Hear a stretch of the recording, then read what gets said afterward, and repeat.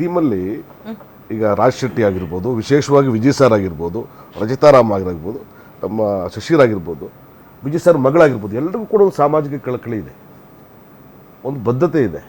ಏನಾದರೂ ಸೊಸೈಟಿಗೆ ಹೊಸ ವಿಚಾರಗಳನ್ನು ಕೊಡಬೇಕು ಅನ್ನೋ ಒಂದು ಜಡೇಶ್ ಸರ್ ಅವರ ಕನಸಿಗೆ ನಾವೆಲ್ಲ ಪೂರಕ ಆಗ್ತೀವಿ. ನನಗೆ ಭಾಳ ಸರ್ಪ್ರೈಸ್, ನನಗೆ ಇವರು ತುಂಬ ಒಳ್ಳೆ ನಟರು. ನಮ್ಮ ಶಿಶಿರು ಡೇರ್ ಡೆವಿಲ್ ಮುಸ್ತಫಾ ನೋಡಿದ ತಕ್ಷಣ ನಾನು ಖುದ್ದಾಗಿ ಕಾಲ್ ಮಾಡಿ ಬನ್ನಿ ಊಟ ಮಾಡೋಣ ಅಂದ್ಬಿಟ್ಟು ಭಾಳ ಎಂಜಾಯ್ ಮಾಡ್ತೀವಿ. ಇವತ್ತು ಕೂಡ ನನ್ನ ಮೊಬೈಲಲ್ಲಿ ಡೇರ್ ಡೆವಿಲ್ ಮುಸ್ತಫಾ ಅಂತಲೇ ಹಾಕೊಂಡಿದ್ದೀನಿ. ನೋಡಿದ ತಕ್ಷಣ ಭಾಳ ಖುಷಿಯಾಗಿದೆ ನನಗೆ ಅವ್ರು ಕಾಣಿಸ್ಕೊಂಡಂಥ ರೀತಿ. ರತನ್ಯ ಅವರು ಫಸ್ಟ್ ಟೈಮ್ ಆ್ಯಕ್ಟ್ ಮಾಡ್ತಾರೆ ಅಂತ ಗೊತ್ತೇ ಆಗಲ್ಲ. ಸೊ ನನಗೆ 2-3 ಸಲ ಸಿನಿಮಾ ನೋಡಿದ್ದೀನಿ. ಮೆಟ್ರಿಕಲ್ಲಿ ಮೆಟ್ರಿಕಲ್ಲಿ ಭಾಗ್ಯೊಪ್ಪಳೆ ಪಾಸ್ ಆಗಿರೋದು ಅಂತ ಹೇಳಿದಾಗ ಬಂದು ಒಂದು ಎಕ್ಸ್ಪ್ರೆಷನ್ ಕೊಡ್ತಾಳೆ, ಅವ್ರ ತಂದೆ ನಗ್ ಮಾಡ್ತಾರೆ. ತುಂಬ ನನ್ನ ಮಗಳು ನೆನಪಾಗ್ಬಿಟ್ರಲ್ಲಿ. ಹಾಗಾಗಿ ಪ್ರತಿ ಪಾತ್ರಗಳು ಅಲ್ಲಿ ಜೀವಿಸಿದಂಥ ರೀತಿ, ಅವರಿಗಿರುವಂಥ ಸಾಮಾಜಿಕ ಕಳಕಳಿ. ಸಿನಿಮಾ ಮುಗಿದ ಮೇಲೂ ಕೂಡ ರಿಲೀಸ್ ಆಗಿದೆ, ಪ್ರೊಡ್ಯೂಸರ್ದು ಹಣೆ ಬರ, ಡೈರೆಕ್ಟರ್, ನಾವೆಲ್ಲರೂ ತಂಡವಾಗಿ ನಿಂತ್ಕೊಂಡಿದ್ವಿ. ನಮ್ಮ ಸಲಗ ಭೀಮಾ ಎಲ್ಲರನ್ನೂ ಸಂಘಟನೆ ಮಾಡಿಕೊಂಡು ಈ ಸಿನಿಮಾ ಬೇರೆ ರೀತಿ ಕ್ರಾಂತಿ ಆಗಬೇಕು ಅಂತ ಹೊರಟಿದ್ದಾರೆ. ಹೆಗಲ ಮೇಲೆ ಹೊತ್ಕೊಂಡಿದ್ದಾರೆ, ಇಡೀ ಸಿನಿಮಾನ ತಂಡ ಹೊತ್ಕೊಂಡು ಹೋಗ್ತಾ ಇದೆ. ಅದಕ್ಕಾಗಿ ಈ ರೆಸ್ಪಾನ್ಸು, ಈ ಖುಷಿ, ಈ ಸಂತೋಷ. ಸಾಧಾರಣ ಒಂದು ಕಮರ್ಷಿಯಲ್ ಸಿನಿಮಾ ಆಗಿದ್ರೆ ಸಿನಿಮಾ ಮಾಡಿದ್ವಿ, ಬಂದ್ವಿ, ದುಡ್ಡು ತಗೊಂಡ್ವಿ, ನಮಗೆ ಹಂಗೆ ಅನಿಸ್ತಾ ಇಲ್ಲ. ಇದು ರೀಚ್ ಆಗಬೇಕು, ಸಮಾನತೆ ಸಂದೇಶ ಜನರಿಗೆ ರೀಚ್ ಆಗಬೇಕು, ಸಂವಿಧಾನ ಜನರಿಗೆ ಗೊತ್ತಾಗಬೇಕು. ಕೊಡ್ಲಿ ರಾಚಯ್ಯ ಇತಿಹಾಸ, ಇತಿ ಅಂದರೆ ಹೀಗೆ, ಹಾಸ ಅಂದ್ರೆ ಇತ್ತು. ಇತಿಹಾಸ ಹಿಂಗಿತ್ತು ಗುರುವೇ, ಹಿಂಗಿತ್ತು. ನಮ್ಮಪ್ಪ 2 ಎಕರೆ ಜಾಗ ಮಾಡಿದ್ದಾರೆ, 1 ಎಕರೆ ಜಾಗ ಮಾಡಿದ್ರಿಂದ ಅವ್ರ ಕಷ್ಟ ಏನಾಳ ಇತ್ತು ಅನ್ನೋದನ್ನು ಜನರಿಗೆ ತೋರಿಸುವಂಥ ಒಂದು ಕೆಲಸ ತಂಡದಿಂದ ಆಗಿದೆ. ಅದು ರೀಚ್ ಆಗಿದೆ, ಜನ ಮಾತಾಡ್ತಾ ಇದ್ದಾರೆ. ಅದೇ ಖುಷಿ ನಮಗೆ, ಇಡೀ ತಂಡಕ್ಕೆ ಖುಷಿ. ಸರ್ ಶ್ರೀಕಾಂತ್ ಸರ್, ಈ ಹಿಂದೆ ನಮ್ಮ ಕನ್ನಡ ಇಂಡಸ್ಟ್ರಿಯಲ್ಲೇ ದೂರಿತ್ತು, ತಮಿಳಲ್ಲಿ ಯಾವ ರೀತಿ ಕಂಟೆಂಟ್ ತರ್ತಾರಪ್ಪ, ಮಲಯಾಳಂ ಎಕ್ಸ್ಟ್ರಾಡಿನರಿ ಕಂಟೆಂಟ್, ಈ ಥರ ಕನ್ನಡದಲ್ಲಿ ಯಾಕೆ ಪ್ರಯೋಗ ಮಾಡಲ್ಲ, ಯಾಕೆ ಆ ಥರ ಮಾಡೋದಕ್ಕೆ ಭಯ ಪಡ್ತಿದ್ದಾರಾ, ಇಲ್ಲ ಜನ ಇದನ್ನು ಸ್ವೀಕರಿಸಲ್ಲ ಅನ್ನೋದೇನಾದರೂ ಇದೆಯಾ ಅನ್ನೋಂಥ ಎಲ್ಲ ಪ್ರಶ್ನೆ ಇತ್ತು. ಎಲ್ಲ ಪ್ರಶ್ನೆಗಳು ಈಗ ಎಕ್ಸ್ಕ್ಲಮೇಟ್ರಿ ಮಾರ್ಕ್ ಆಗೋಗ್ಬಿಟ್ಟಿದೆ.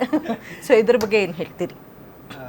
ಈ ವಿಚಾರಕ್ಕೆ ಬಂದರೆ ಮೇಡಮ್, ಆ್ಯಕ್ಚುಲಿ ನಮ್ಮಲ್ಲೂ ಬರಹಗಾರಿದ್ದಾರೆ, ಬರಿತಾ ಇದ್ದೀವಿ, ಮಾಡ್ತಾ ಇದ್ದೀವಿ.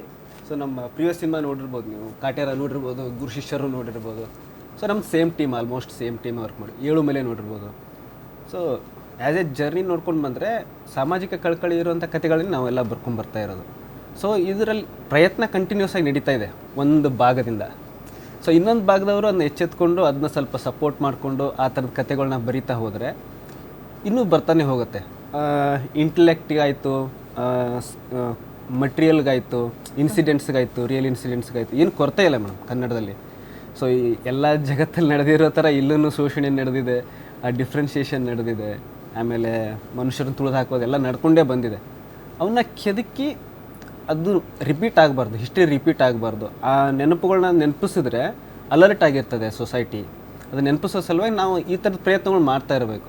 ಆಮೇಲೆ ಯಾವಾಗ ನಾವು ಒಂದು ಮೈನಾರಿಟಿನ ಎತ್ಕೊಂಡು ಒಂದು ಸಿನಿಮಾ ಮಾಡ್ತೀವಿ ಅಂತ ಹೋಗ್ತೀವಿ, ಅಲ್ಲಿ ತುಂಬ ಚಾಲೆಂಜಸ್ ಇದೆ. Practically you have accepted.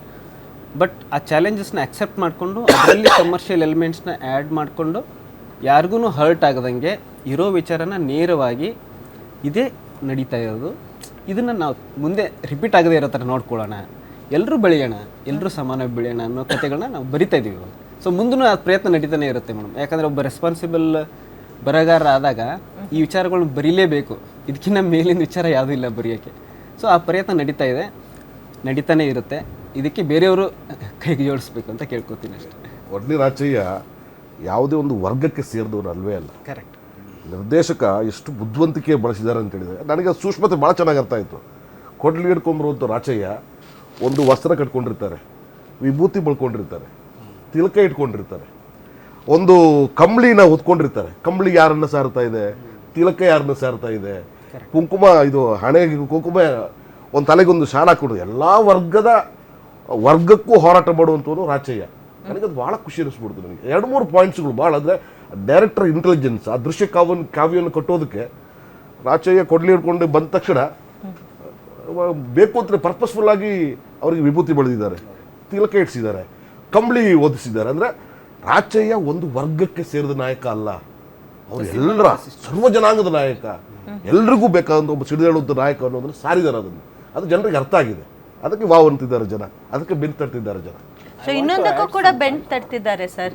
ಸಿನಿಮಾದಲ್ಲಿ ಹೆಣ್ಮಕ್ಳನ್ನ ಹೀರೋ ಆಗಿ ತೋರಿಸಿದ್ದೀರಾ ಅಂತ ಮಾತುಗಳು ಕೇಳ್ಬರ್ತಿದೆ. ಸೊ ಅದ್ರ ಬಗ್ಗೆ ಹೇಳೋದು ಆ ವಿಚಾರಕ್ಕೆ ಬರೋದಾದ್ರೆ ಮೇಡಮ್, ಈಗ ಸರ್ ಹೇಳಿದ್ರಲ್ವಾ, ಈಗ ಅವ್ರನ್ನ ಒಂದು ಪಂಗಡಕ್ಕೆ ಸೇರಿಸಿಲ್ಲ ನಾವು ಅಂತೇಳಿ, ಇನ್ಕ್ಲೂಡಿಂಗ್ ವಿಲನ್ ಆಲ್ಸನು ನಾವು ಯಾವ ಜಾತಿನೂ ಹಿಂಗೆ ಹೇಳ್ತಾ ಇಲ್ಲ, ಇದು ಈ ಜಾತಿಯವನು ವಿಲನ್ನು, ಈ ಜಾತಿಯವನು ಹೀರೋ ಅಂತ.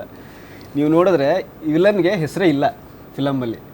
ಒಂದು ಹೆಸರು ಒಬ್ಬನ ಜನಾಂಗನ ರಿಪ್ರೆಸೆಂಟ್ ಮಾಡುತ್ತೆ ಅನ್ನೋ ವಿಚಾರಕ್ಕೆ ಹೆಸರು ಕೂಡ ಇಟ್ಟಿಲ್ಲ ನಾವು.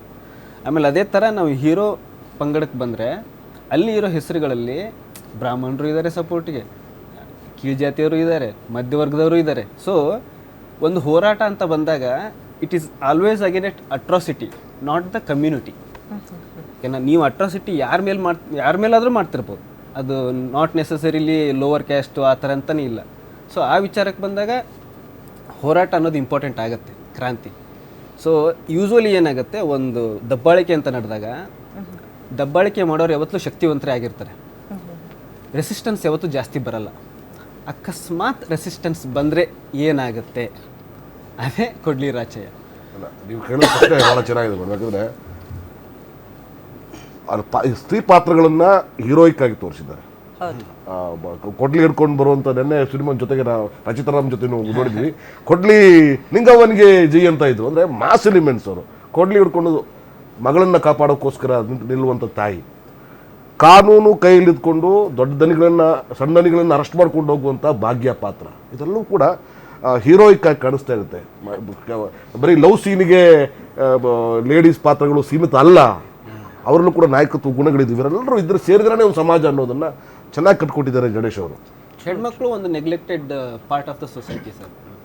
ಅವ್ರನ್ನ ಎತ್ತಿಡಿಬೇಕಾಗಿರೋದು ಒಂದು ಈಗಿಲ್ಲ, ಚಾನ್ಸೇ ಇಲ್ಲ. ಹೇಳಿದ್ರೆ ಬಿಡ್ತೀರಾ ನೀವು ನಮ್ಮನ್ನ? ಅದಕ್ಕೆ ನಾನೇ ಹೇಳ್ಬಿಟ್ಟಲ್ಲ, ಚಾನ್ಸೇ ಇಲ್ಲ ಬಿಡಿ. ನಾವ್ ಎದುರ್ಬೇಕು.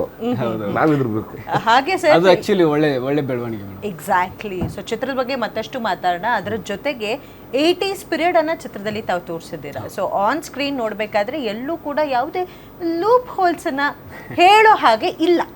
ಸೊ ಆ 80s ಪೀರಿಯಡ್ ಅನ್ನ ರೀಕ್ರಿಯೇಟ್ ಮಾಡಬೇಕಾದ್ರೆ ಹೇಗಿತ್ತು,